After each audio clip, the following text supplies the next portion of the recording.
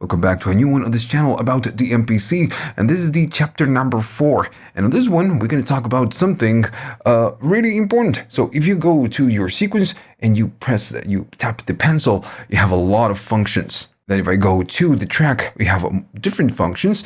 And if you go to the programs, you have more functions. So I'm going to show you what you can do with all the different functions that you get. And as you could guess, go and get some coffee because this is going to take a little while. Now, if you like all of this, please like and subscribe. And this channel is supported by viewers only. If you want to buy me a coffee to say thanks and help the channel keep going on, you can. You have links on the description for PayPal, YouTube Thanks, and Patreon. Okay, so I have a tiny little sequence with some drums and some bass, and it's just 2 bars long. Then we have the bass there. Okay, I'm using, the bass line, nothing really fancy, and the 80s kit that you get from factory when you get this device. Well, okay, so let's start with the sequence functions.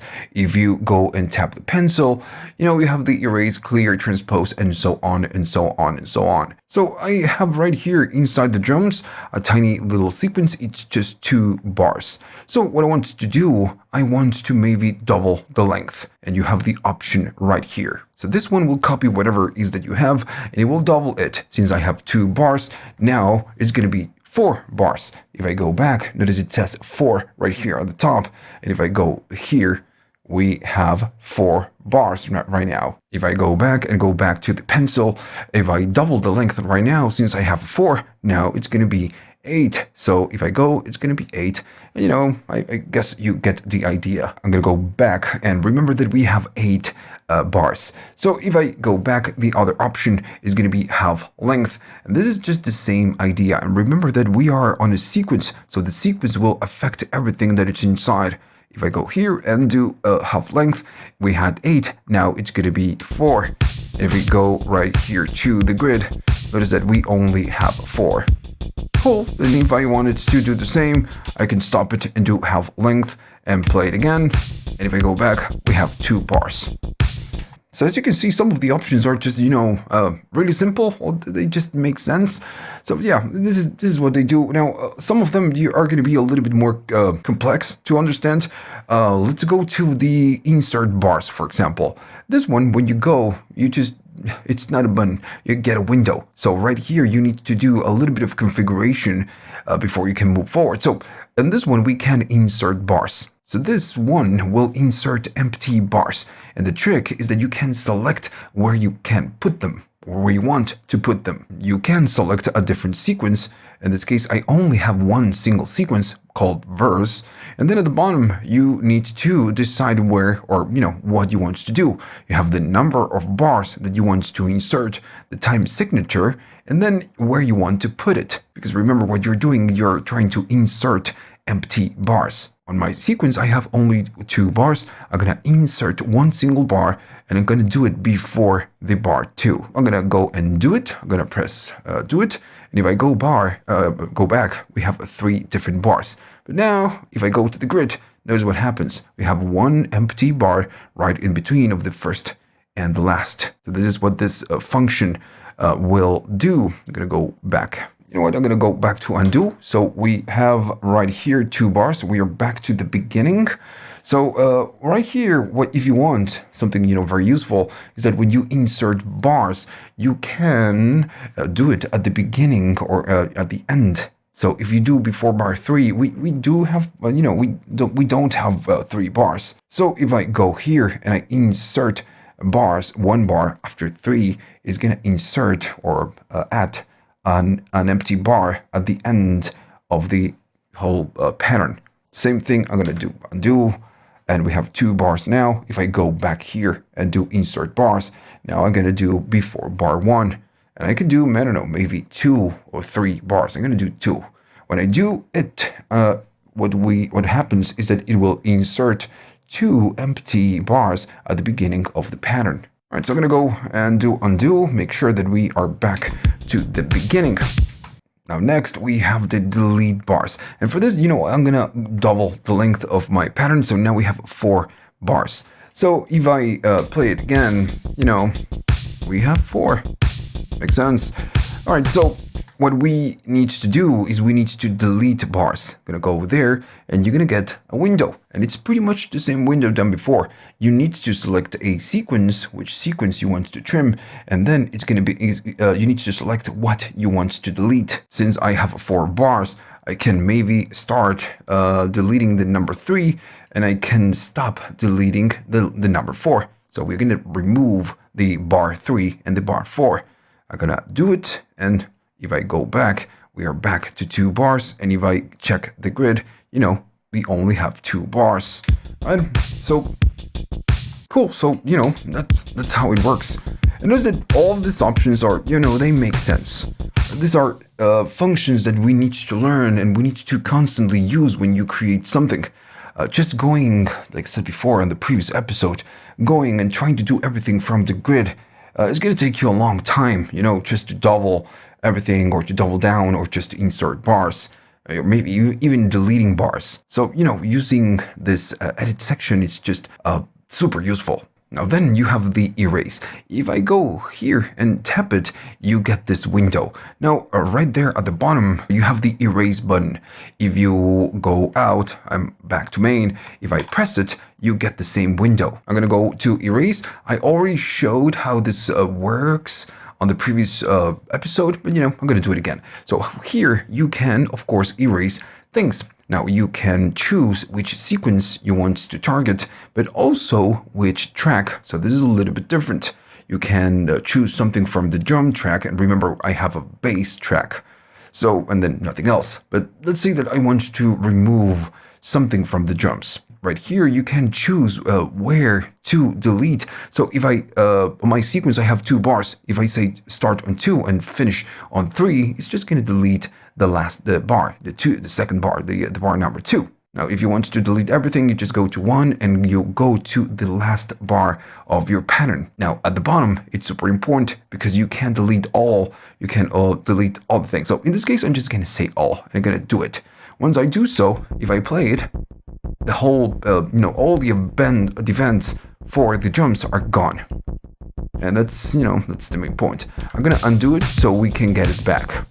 I'm going to go back to erase, and now I want to do maybe erase the bar 2 and then go to the 3. I'm going to do it. And if I play it back, play it from the start, what is it? A bar is missing. That's how it works. So I'm going to undo so we can get the whole thing back, and I'm going to go back to erase. Now right here you can target what you want to delete. In this case, I'm working with drums, so you can select all the drums, or you can select the automation, and then what of your automation you want to erase. And then you have the note. We are working with drums. So let's say I want to erase from the whole sequence the kick and the snare. So in my case, you can, of course, you need to go to the pads. Press the pads. I'm gonna press the first one and the second one. So I want to remove the kick and the snare, and this is what this mode will do. It will remove the pads that you selected. So I'm gonna go and do it. And if I play it back, we have everything else, but not the kick and the snare. All right, so I'm gonna undo so we can get it back. What else do you get? You get the same thing, but backwards. You get the except. So if I select the kick and the snare, it's gonna delete everything else, but not the kick and snare. And if I do it and play it back, we get the kick, snare, and nothing else. And alright, so then you have the transpose. If I go there, you have a lot more options. But, first I wanted to show you something else because, you need to know. If I go to transpose, you can transpose from there. And this depends on what are you using. If I move the encoder, can you hear it's transposing the bass? It's a plug-in instrument, so, it's going to transpose it. Now, still, I'm going to go back. This one is on the sequence, so it's for the whole damn thing. I could do it from the track itself. If I go up and down, it's just transposing. One thing that you need to know, if I go to the grid and try to find all the notes that I'm playing, you can see it's an A. Right? So if I go to this one and transpose it, is going to do it, but still the events that you have on your grid are going to be A. So this is a little bit different. It's just transposing on a different way. It's not moving or relocating the events that you have on the grid. And I'm showing you all of this because the function that you have right here, the transpose, it's going to move them. It's going to move the events. So at the top, you can select a different sequence, and right here, what you want to transpose. And depending on what you have, what you select, which track, I mean, what type of program it is. If it's drum or maybe an instrument, the options are going to change a little bit. If it's a drum, it's going to give you a pad. I'm going to show you this in a minute. But then you have the bass, and for the bass, you need to select a range, and it will transpose everything that you have on that range. So if I go maybe here and select, I don't know, -2 and then C1, then it's going to transpose everything within that range. Now I could maybe go all the way up and just, go to the max you can go, and it will transpose everything within this range, which is the lowest and the highest. So it will transpose everything. Now then you can select where you want to transpose, on which bar, and this is the start and this is the end. So if I only want to transpose the bar number 2 of my 2 bars, this is going to just do start on the 2 and then, finish right there. In this case, you know what? I want to transpose everything. I'm going to go to the 1 and then to the 1, doesn't matter. And I'm going to be transposing by, I don't know, 1 semitone. And remember, the bass was an A. So I'm going to do it. And then I'm going to go back and go now to the grid. And as you can see, now notice that it was transposed. Now is in A sharp.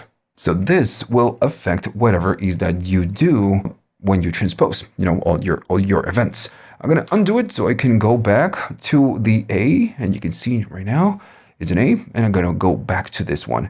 So I will go back to transpose, and right here, it's pretty simple, but now the other one is a little bit different, right? So you don't have a range. What you have, it's pads, and it's because, this is a drum program. You can transpose pads. So let's say I want to transpose the A1, which is the kick, and I want to put it on the, the A10. So this is going to take whatever events you have there and just relocate the events. So I'm going to be doing it. I'm going to go back, and if I go to sorry for that, I'm going to go to the drums. And if I go there, notice that the drums are not there at the top. They're going to be right here on the toms. Now, this is pretty much like the transpose that you have right here. When you select a row of events, you can transpose them with your data wheel. In this case, you know what? I'm going to go back and just put them in the right place. And that's how the transpose function works. All right, so what else do we have? We have the bounce to sample. So basically, what this will do, it will take the whole sequence, because remember, we are on the edit of the sequence. So it's going to take the whole sequence, it's going to it's going to burn it or bounce it to a sample within your project. Now I'm going to do it. I'm going to say bounce sample. It's going to take just a tiny little second. And then, you don't see it anymore. If I go to a second track, you just don't have it there. So, but this, what it will do, it will bounce everything and it will go and allocate it within your project. If you go to all samples, at some point, you're going to find it here, and notice that you have it right here. And it's just 2 bars. That's why it was, super quick. Oh, one more thing. Remember that everything that goes, pretty much everything that goes to your sample pool, your project, it's going to be on your sample pool. So if you go to browse and then you go to sample assign just to find things on your pool, notice that you have it there. So you do have access to maybe add it to a pad or maybe use it as a loop or something else. All right, so back, let's just keep moving forward because we have a lot of options. The next one is going to be right here. I'm going to go to the copy ones. It's going to be the copy sequence. So as you could guess, you could copy a sequence and then you can paste it someplace else. So we are copying the sequence. Then we need to select where we want to copy, where we want to paste. And, I don't have a different sequence, so I'm going to go and maybe paste it on the second one. And I'm going to call it, something different, like There you go. I'm going to do it, and I'm going to press do it. So it's going to copy whatever we have in the verse and just to paste it on the second sequence. And again, all of this it's pretty simple, makes sense. So if I go to the bridge sequence, we have the same deal. If I cue in the verse one, it's just, the same information.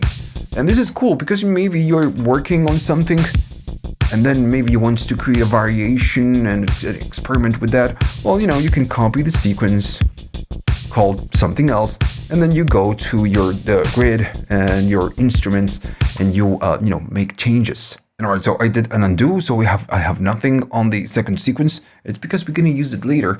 I'm going to go back, and then we have the options for copying bars and then copying events. So the bars one, it's pretty simple. It looks like the other one, but it kind of looks a little bit confusing. So first you need to select the sequence that you want to copy. And remember that in this case, you're copying bars. So you are going to be copying the bars from verse 1, which sequence.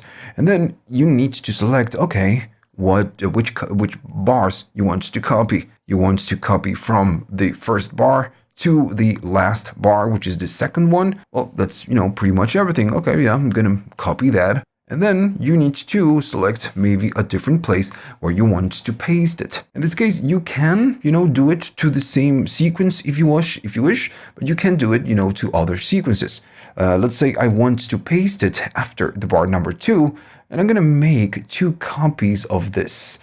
So this will, of course, do it twice. Now, then you have at the bottom, notice, and you will get these options, this replace and the merge on a lot of different functions. So replace pretty much what it will do, it will just replace whatever is there. And merge, it will just merge whatever existing events that you had from before. So like in this case, I'm just going to say replace or merge.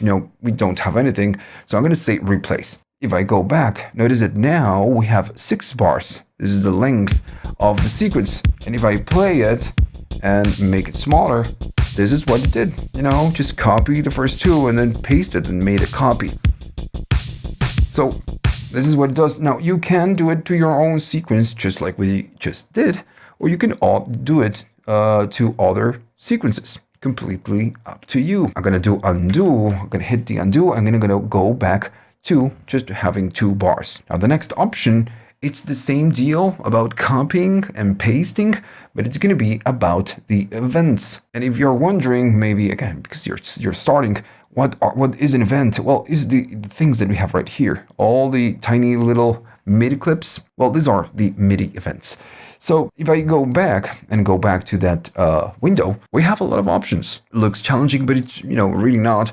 At the top is what you want to copy, and at the bottom where you want to paste it. So let's say that I want to copy from the verse. That's my first sequence, and I want to copy from the drums, which is a drum program.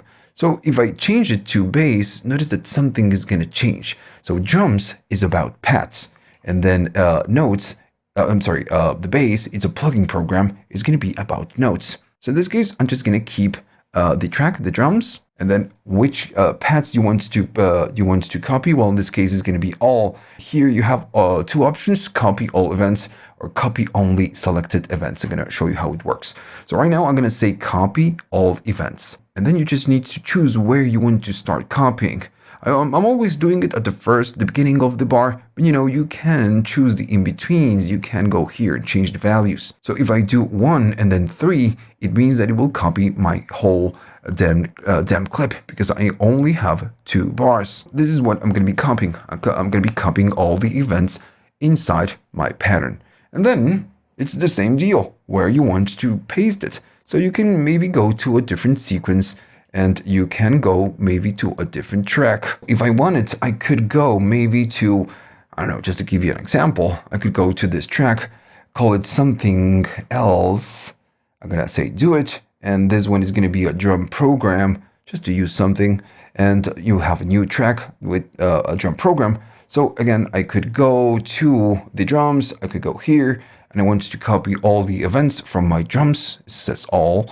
And I'm going to go to the verse, but this time I want to take everything that exists within the drums track and paste it on the else track. you need to select, the start and where you want to paste it. In this case, it's going to be start bar number 1, and then how many copies. And then again, you have the same options. If you had something from before, you can merge it. But if you want to remove it and replace it, you just hit replace.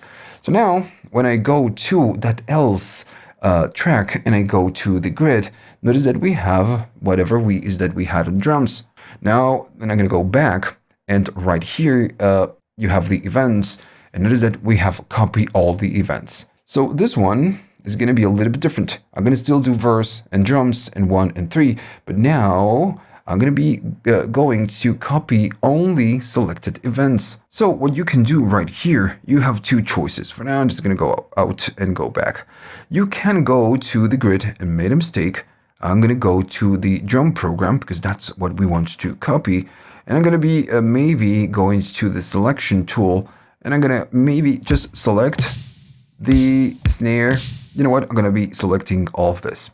So if I select this, this is what is going to copy whatever you have selected right here at the bottom, right? I'm going to do it again. If I select this, it's going to copy everything I just selected. Or, another option is going to be the path. So if I go back to events, notice that it says all. Well, if I press this one, it's going to say the path A1, but I can chain them. So it's going to say A1 and A2. So now we'll copy only the A1 and the A2. And then it's just the same deal. We are going to copy the selected events, and we want to paste it where? Well, it's going to be verse, and I'm going to be pasting this on that else track. Then where you want to start and how many copies. Same idea, right? So I'm going to do replace. If I go back and go to that else, sorry for that, I go to the grid. Notice that we have the kick and the snare, which are the 2 pads we copied. You have a couple more functions right here. We already talked about the erase. If you go to clear, this is talking about, the whole damn thing. So if I go to clear and do kaboom, clear, it's going to ask you, are you sure you want to clear the sequence? This is going to delete the sequence. So if I clear, it's gone. If I play it back, I have nothing. Now still, you can do undo and just, get it back. All right, so what else? You can, of course, save your current sequence. If you press save, it's going to take you to the browser where you can save the sequence, not the project, not the program. It's the sequence and everything it's inside. Now I'm going to do cancel because I just don't want to save it. And that's pretty much it. And I guess we are done. So now we can move forward to the track. And just like this sequence, some of the options right here are super simple and some of the options are not. Right, so now we need to discuss the options that you get on the track. And I am back to the same sequence, that we have from the beginning. So I'm going to go here first. So at the top, you have the double speed and then the half speed. And you know what? I'm going to be doing it on the bass because it's just going to be very obvious. I'm going to be playing it and then I'm going to solo the bass now. I'm going to go here. I'm going to double the speed of events. And guess what? It's going to do that. Now, of course, since you are messing with the events, now the events are going to be a little bit different. Let me just find it. This is what we have now. So it's going to double the speed. Now, if I undo it, what we had is going to be this one. So, it makes sense. Just going to zip everything because you're doubling down. Oh, made a mistake. I'm going to go here. So that's going to be double speed events. What do you think is going to happen if I do half speed? Well, it's the same thing, but it's going to, open it. So it's going to make it slower because we are doing half speed. If I go here, we can see all the notes. Now, since now all the different events will fall outside my bar, you can still see them right here, right? So you have them. All right, so I'm going to undo so I can go back to what I had from before. And these are the double speed and then the half speed. And okay, so let's talk about something that it's not that simple. I'm going to go to Humanize. And right here, you have a lot of options. Now, maybe you're thinking, yeah, it's, you just have 3 options. No. If you scroll down, you have a lot more. You have the input filter, velocity, then you have length, and then at the top you have the time. Now for now, I'm going to uncheck the Humanize time. First, it's going to be the option at the bottom, and I really don't know why you have it at the bottom. When input filter is on, when it says only apply to selected events, if I check this, when I run this, run this function, it will only apply it to the events that I have selected like this. And all the other ones, of course, will not be humanized. And this is what it means. So I think, maybe that option should be at the very top. So I'm going to uncheck it because maybe I want to do it to all. So then you have velocity and length. And as you could guess, this will humanize the velocity of the nodes, of the events, and then the length. And right here, you can choose the intensity of the length. Of course, this is way too much. And then at the bottom, you can humanize the velocity. Once you're ready to do it, you just need to apply it, or you just need to do it. And now if I go to the grid, notice that they are a little bit different. We can see the different colors of the velocity. And then if I go to the length, let me just notice that they are right here. We can see this one is small. This one is a little bit bigger. From before, all the different ones, all the nodes were pretty much the same. So, it's still, it's pretty smooth. Right? It's not going crazy. We could go crazy if we wanted to. I'm going to undo this. I'm going to go back to humanize, and I'm going to go crazy, right? So I'm going to humanize. I'm going to go up, and then I'm going to humanize the velocity. Again, I'm going real crazy right here, and I'm going to do it. I'm going to go back to the nodes and notice that now it's just pretty crazy, especially, with the velocity. If I play it back, it's going to sound weird, but that's fine. This is a way that you get also to generate a random type of deal, a random type of sound or sequence or events. And there's even the length, right? So cool. I'm going to go undo and try to go back to whatever we had from before. And I'm going to be going to the track, and I'm going to go back to humanize. I don't want to do velocity, so I'm going to uncheck it, and I don't want to do the length. Now what I want to do is going to be the time. Okay, so the velocity is going to be, of course, the velocity. But then at the bottom, when we did the length, is going to be the length of the clip. The time is a little bit different. The time is going to be where it's going to be on the grid. So it's going to be ahead, or maybe it's going to be behind. So this is what the humanized time will do. And you get all of this on major DOS. So right here, you have two choices when you do this. So you have the amount of pulses, which is going to be how aggressive is going to go ahead or is going to go behind. In this case, if I go up or down, notice it will let you know right here. It's going to say a bit more than 30 seconds. And if you go up, it's going to be, it's going to be really aggressive. And if I go down, it's going to say a bit more than that 30 second. Actually, I'm going to go here. And notice that if I do a very small amount, it's going to say a very small amount, practically mechanical. So it's almost nothing. So I'm going to do something like that, somewhere. So I'm going to go somewhere around there, which is, pretty aggressive. So then at the bottom, you have the second option, which is the eagerness. So this one will move the events to positive or negative, ahead or behind. Right now, I'm going to leave it at 0, and I'm going to press do it. And I'm going to see what happens on my my base. So this is what we get, right? So it's moving it right here. We can see it. This one should be right here, but it's just ahead. And this one, the next one, it's a little bit behind. So it's doing ahead and behind. I'm going to do undo so we can go back to, being right there in the pocket. And I'm going to go to humanize again. And now we need to talk about this eagerness. So if I go right here, it's going to say often after the beat. If you have it right there in the beat, it's going to be to this side. It's going to be after. And if I go all the way up, it will only be, super late, which is going to be after the beat. But if I go below 0, it's going to be ahead of the beat. Again, if I go more aggressively. Now, one thing, if you don't like to do this slider like that, you can double tap and you will be getting this, which is much easier to work with. All right, so I'm going to go and I'm going to do it. So I did ahead. So if I go to my clips, it will always, most of the time it's going to be ahead. So, right, so now if I go here, it's going to be mostly ahead. Now, of course, it's doing a lot, but you know, it looks pretty off tempo. So yeah, it's not that good. So you need to be really careful when you go here. I'm gonna do undo, so you know, we get it in time, and I'm gonna go here to humanize. So you need to really, you know, fine tune all of these options. In this case, I'm gonna go back to 0, and you can do it with the encoder. It's gonna be much easier. And then, you know, maybe select the intensity with this.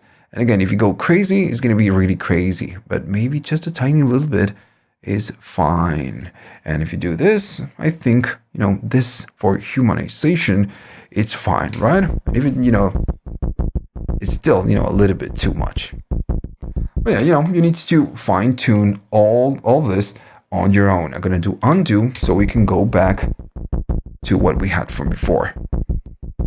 And all right, so what do we have next? We did the half speed, the humanize, the generate random events. It's going to be the last thing I'm going to explain because it's just pretty wild. We can do the clear and explode. So clear, as you could guess, it will clear the whole track. Easy as that. If I do clear, it's going to say, are you sure? Yes, I'm sure. I'm going to say clear. And now the track, it's cleared. Now, of course, you can undo and you will be getting the track again. Don't worry. Now then you have the explode. So this one is a little bit more complex. I'm going to be going to the drums. And if I play it, now we have the drums. So if I go to the grid, we know that I'm playing a few things, but I'm not playing the whole kit. I'm playing the kick, the snare, and, you know, some other pads.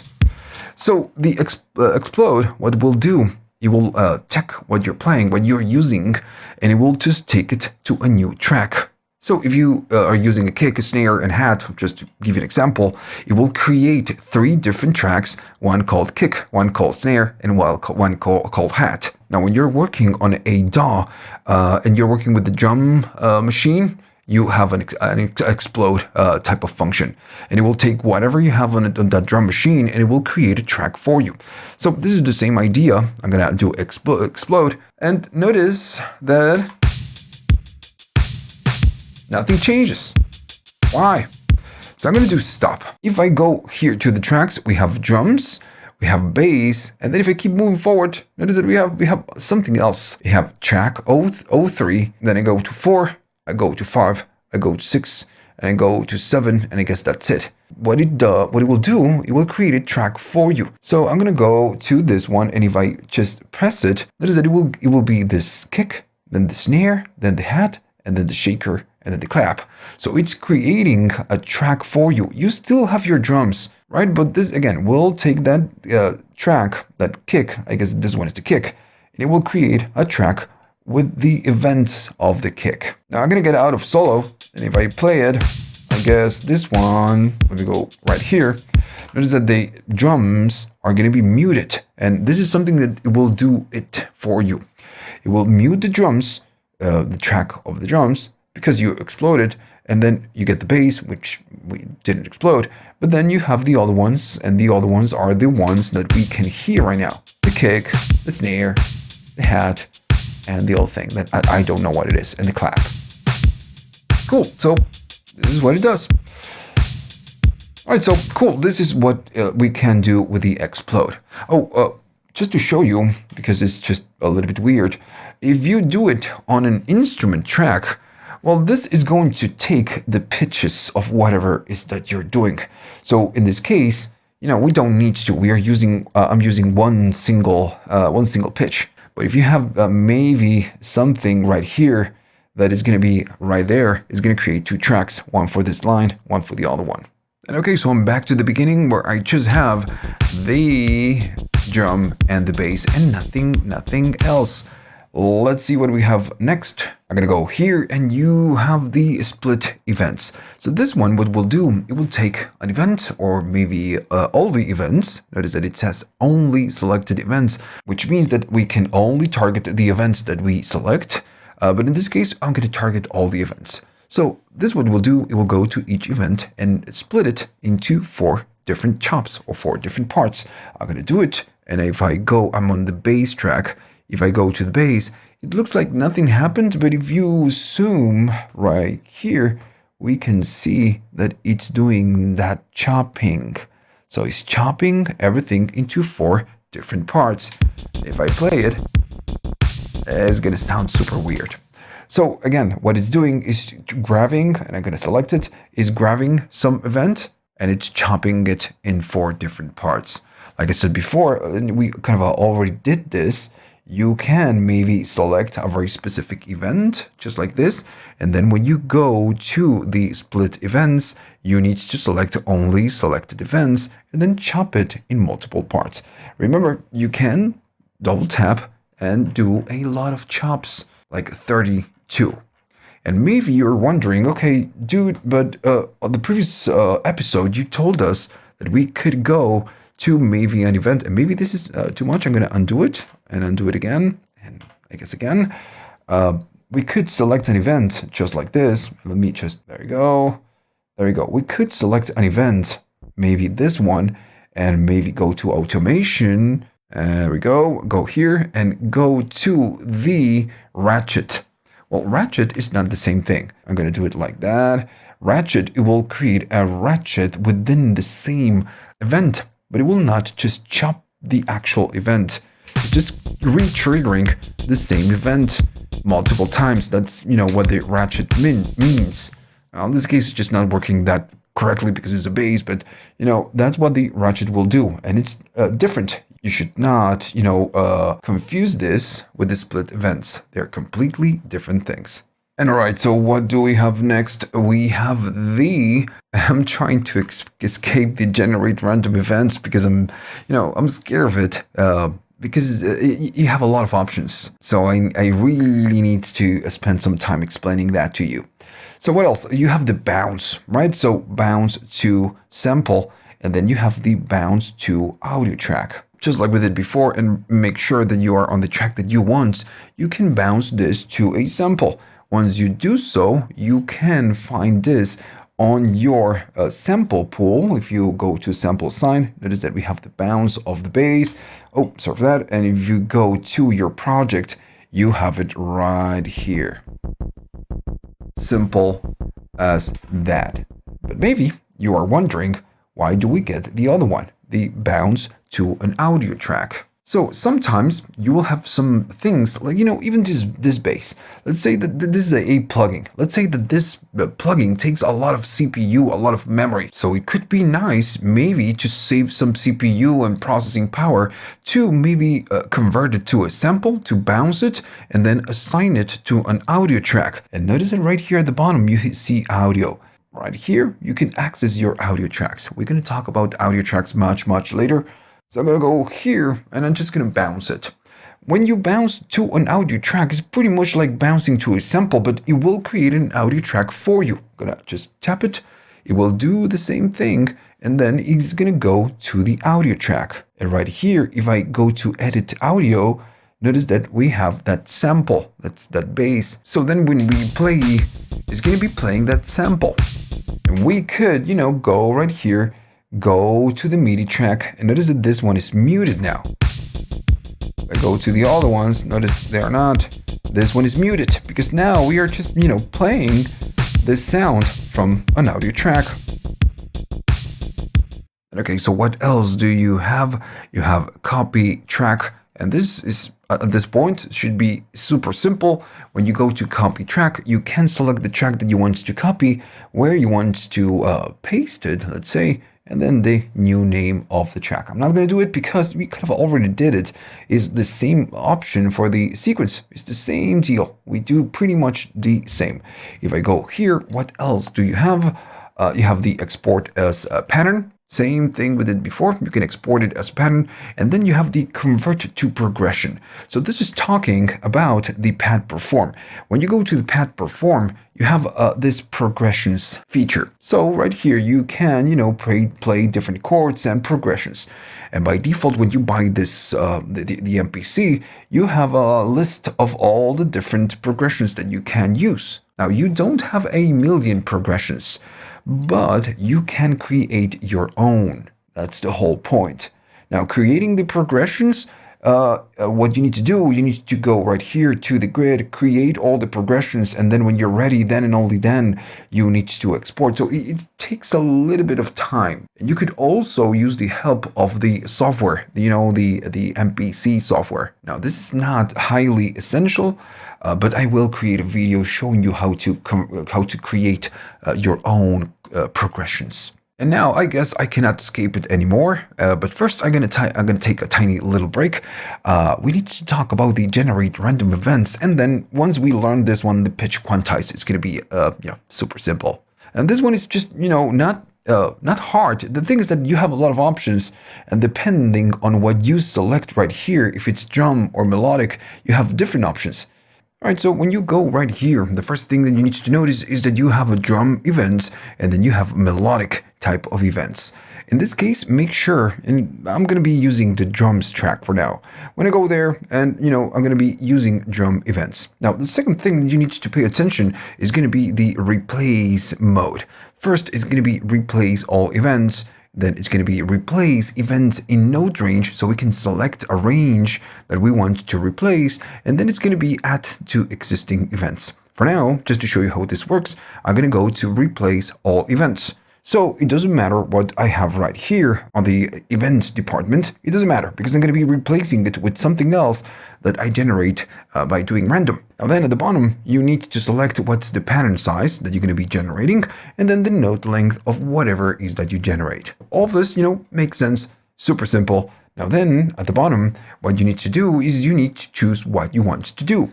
In this case, you need to select the bank. So this will generate some random events, and it will allocate the events within a bank. In this case, this drum kit uses the bank A. So when we generate something right there, we're going to get sounds. But you can choose other banks, and if you go all the way up, you can have the range option. I'm going to show you this in a minute.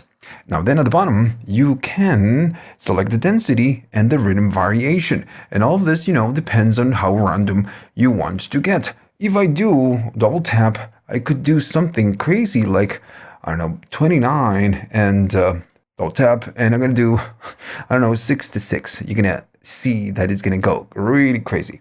So once you're done, you're ready to generate all of this, you're just going to hit do it. If I play it back, yeah, it's going to be something like that. And if I go to the grid, this is how it looks. So it looks crazy. But, this is what we are doing. We are generating random events, and we are allocating the events within the bank A. If I go to up or down, we have nothing because, we said that we want to put them inside the A. Now, I don't want this. This is crazy. I got to do undo, and we are back to normal. Now I'm going to go back, and I'm going to go back. So since this will add sounds to places where we don't have sounds, that maybe doesn't work that good. So we need to kind of change what we are doing right now. I'm going to keep the replace all events, but now instead of selecting a bank, I'm going to be saying that I want for this to generate a random type of pattern between a pad, the start of a pad, and the end of a pad. So maybe I want to generate some random thingy going on this kick, the snare, and the hat, which is going to be the pad A1, and then A2 and A3. So I'm going to be selecting that. So when you generate something, you're going to be only getting those 3 pads. I'm going to do it. If I play it, that is it. We are going crazy on the first and the 2. And I made a mistake, I guess. Sometimes, and this is a bug, when you generate something and then you want to generate again, you're not going to get it. Maybe you're going to need to move some of the values to do it. And I'm going to do it right now. And if I go, notice it's completely different. Just completely different. All right. So, and yeah, sometimes it works a little bit weird. I want to say it's buggy, but yeah. I'm going to do 30 and this, and I'm going to be choosing A4, and I'm going to do it again. And if I go now, it's just a little bit more complex. And all right, so this is how it works. I'm going to be going back to generate random events. And I'm going to do undo so I can get what we had from before, the good pattern. Okay, so I'm gonna go at the top and show you the rest of the options, because all of this right now is just very simple. You do something within a bank, or you choose a range. If I go to the next one, it's gonna say replace events in node range. So, what is the deal? We already did this when we choose a range. The thing is that if you choose this option, it will replace only and only the paths that you select right here. So let's say that I want to just replace the A1 and maybe the A2. Then I'm going to choose the strength, and I'm going to be doing something like that. So this will touch or, randomize those ones, but the other ones are going to be untouched. So now notice that the other ones are still there, but the ones at the bottom, the kick and snare, are completely different. So this is what you get when you go and generate random and you replace events in node range. That's the main difference. With the other one, you replace all, and with this one, you replace the ones you selected. Now, then you have the other option. You have the add to existing events. And I'm going to do undo so I can get the other pattern. Now, this one, it will still generate random events, but instead of replacing, it will add to what you have right now. So I'm going to use that one, and I'm going to go at the bottom, and I'm going to choose a range. I'm going to leave that one, and this one will generate a random, and I'm going to choose a bank. So I'm going to be, I'm going to be pretty aggressive, and I'm going to go maybe there. So now this will generate something on the bank A, but, if I play it back, notice that we get something crazy because we are generating something crazy, but we still can hear the main pattern that we had from before. If we go here, we can see the kick, the snare, and hats, and everything else that is being generated will not replace what we had from before. So that's what it means when you add to existing events. Okay, so I'm going to go back to the previous sequence. Now I'm going to go here, and now I'm going to go to the base one. And on this one, we have the other option, which is going to be the melodic events. And this works exactly the same. I could go to, right here, replace all events. This works the same. Replace events in node range works the same. And add to existing events works the same. Same thing with the bars, and same thing with the node length. Now, the main difference comes right here, because, of course, this is melodic.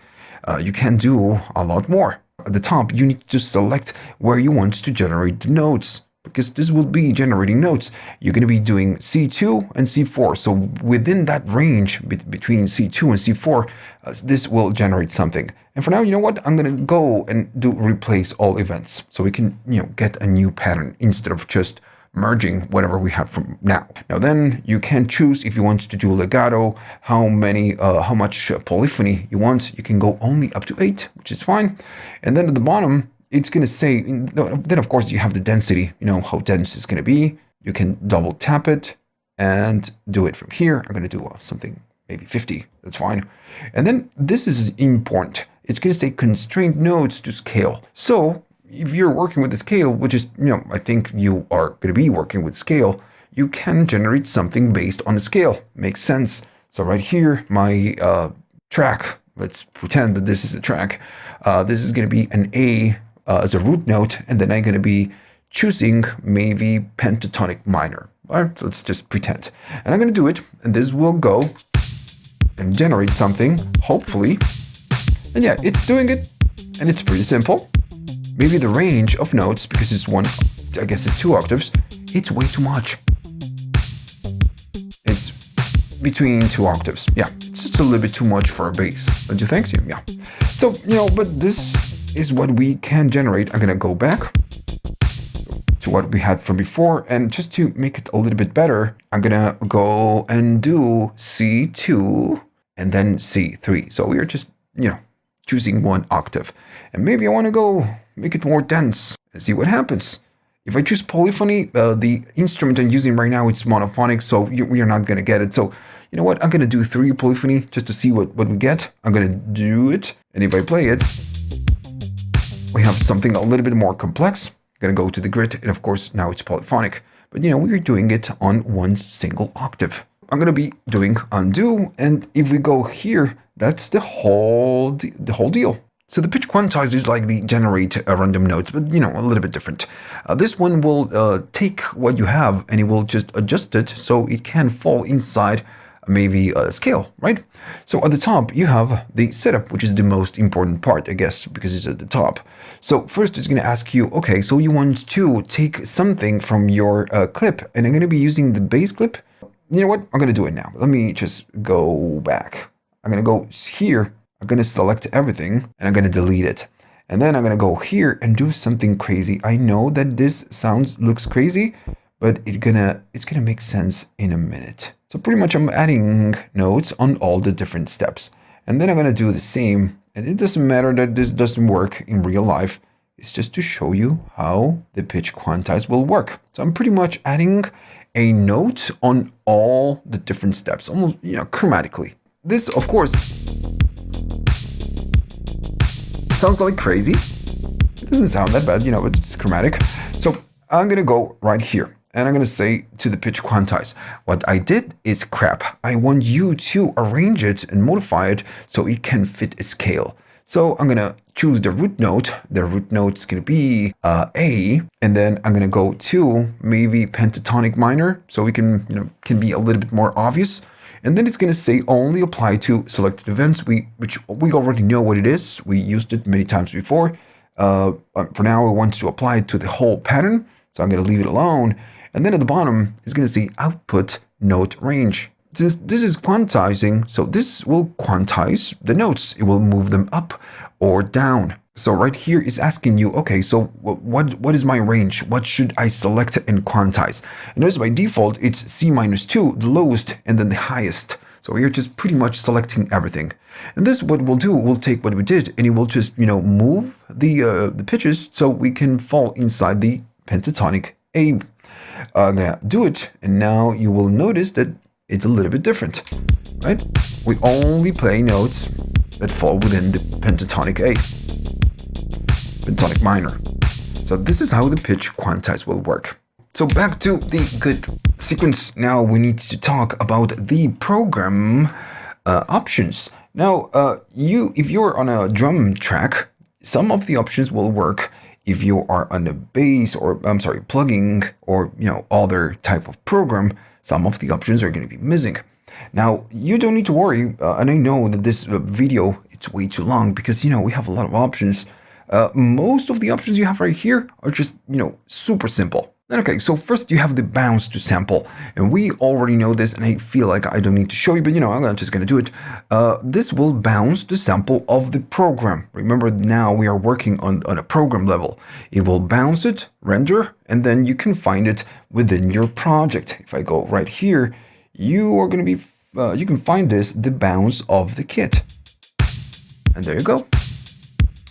Okay, so that's one thing that you can do. I'm going to go back. I'm going to go here, and then the other option is going to be bounce to audio track. So this is the same, but instead of bouncing to a sample, this will create an audio track. And remember, we already talked about this when we were going to bounce the track to audio track. Well, this is the same, but it's going to do it with the drum program. It's going to bounce the sample and then create a new audio track and play it there. Again, I believe that you get it. I'm not going to do it again, so I'm going to keep moving forward. Then you have the delete, and this will kaboom the whole program. So you need to be careful with this one. Notice it's gone. So still, you can undo it if you want. You have the duplicate, and the duplicate, it will do that. So if I do duplicate, it's going to take a little while. And now, we have something else. Notice this 80s kit number 1. I'm going to double tap it. But you have the other one, so you just have a duplicate of the same program, if that is what you want to do. All right, I'm going to go back to the original one. Oh, then we have the duplicate to track. So this one, it's pretty much like the duplicate, the other one, the duplicate program, but this one will also take it to a new track. So if you think about this, this is like the bounce to sample and bounce to audio track. This will duplicate, but it will not, create a new track. It's going to use the track that you were using. Remember, they changed it to this, but this option will create a new track. So I'm going to duplicate to a track, and now we have track number 3 using that kit, which is kit number 2. So now we have 3 kits. Let me open it. So we have that one, and that one. So yeah, this is what it will do. All right, so next, notice how fast we are going, because, all of the options are now really simple. If we went through the sequence and the tracks, all of this are, these options, these functions are a piece of cake. Now you have the pad color. I'm not going to explain how the pad color works because I already did. You need to go to the episode 2 where I'm talking about, I will show you how to create a custom kit. So this is just part of creating a custom kit. And now I guess we have the other ones are just, a little bit more specific, like the flatten pad. Since I'm loading a drum program, I'm going to go to the original one. I can do flatten pad because we have pads and we have samples. If I go to the base one, I go here, we don't have flatten pads because again, we are not using pads. We are using a different program. So I'm going to go to the drums, I'm going to go here, and I'm going to go to flatten pad. So what this will do, we'll take a pad, bounce it, and assign it to the same pad. Maybe you're thinking, why should we do this?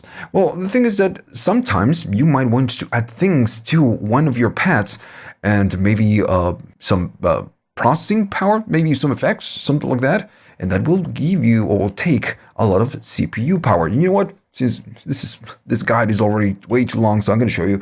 Let's say that we go to one of the pads. So let's say that we go to that one. I can do it through the pad mix because at this point we know the pad mix. I could use the program edit, but I'm going to go to the pad mix and I know that one, it's my snare, this one. So I'm going to select it. I'm going to go here and maybe you don't know, you can go right here and you have factory effects racks.